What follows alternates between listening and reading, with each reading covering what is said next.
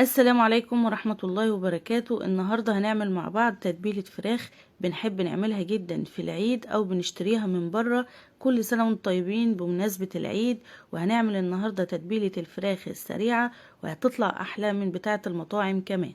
معايا هنا التوابل بتاعتي: معلقة كبيرة من الزعتر، معلقة كبيرة من الملح، ربع معلقة شطة، نص معلقة فلفل اسود، معلقة توم بودرة، معلقة بصل بودرة، معلقة من الكمون، معلقة من توابل الفراخ. هنزل بيهم في بولة فاضية وهضيف عليهم 3 معالق من خل الطعام، 4 معالق من زيت الزيتون، معلقة كبيرة من المستردة، معلقة كبيرة من عسل النحل، ومعلقة كبيرة من صوص الباربيكيو. وانا ضفت كل المقادير بنفس المعلقة. بعدين هقلب المكونات بتاعتي كلها مع بعض لغاية ما اتأكد ان الملح بتاعي داب. وبعدين هركن التتبيلة دي على جنب وهجيب الفراخ بتاعتي اشتغل فيها. هفتح الفرخة من عند الصدر وهفردها كده من عند الظهر، وهاجي من عند دوران الكتف ومن عند المفصل بتاع العظمة، وهفرد الصدر بالكتف بتاعي، وهخلي الصدر مفتوح ومفرود، مش هفصله عن الفرخة.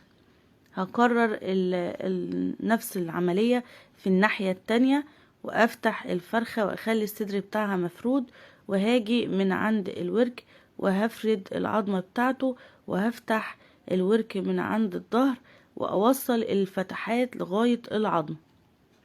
هفتح الدبوس كده للاخر وافتح الناحية التانية واوصل الفتحات للعظم. بعدها بالسكينة واعمل فتحات متعددة في الفرخة بتاعتي علشان تساعد على سرعة تسويتها. بعدين هغسل الفرخة غسلة وارجع اجففها بالمناديل علشان مش عايزين فيها اي مية علشان الخلطة بتاعتنا تثبت عليها. هنزل بالتتبيلة بتاعتي واتبل الفراخ في كل الفتحات وتحت الجلد وعند الدبوس بتاع الفراخ كده، اللي احنا فتحناه لغاية العظمة عشان الفرخة تتبل من كل جهة وتاخد من طعم التتبيلة. الفراخ مش هتقعد في التتبيلة خالص.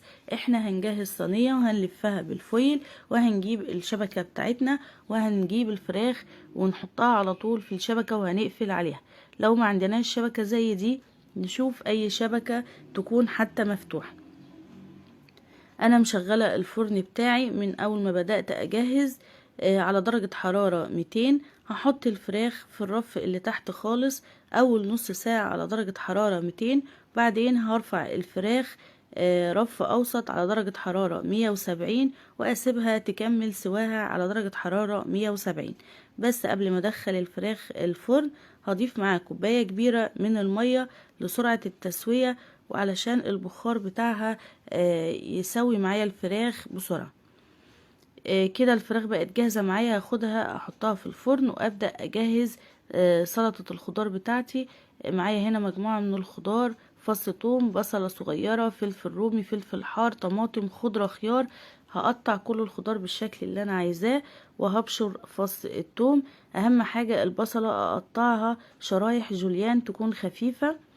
بعدين احضر التتبيلة بتاعة السلطة: ملح، بابريكا، فلفل، كمون، كزبرة، وشطة. واضيف عليهم معلقتين كبيرة من الخل ومية من الحنفية وادوبهم كويس لغاية ما الملح يدوب. بعدين اضيفهم على السلطة بتاعتي. دي سلطة المطاعم اللي بتتقدم في المطاعم مع اي مشويات. ادي الفراخ بتاعتي استوت وجهزت معايا، خدت اللون ده. انا محتاجتش ان انا اشغل الشواية.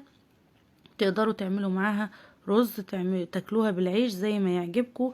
كمان حطيت المية بتاعت السلطة في كوبايات زي ما بتتقدم في المطاعم.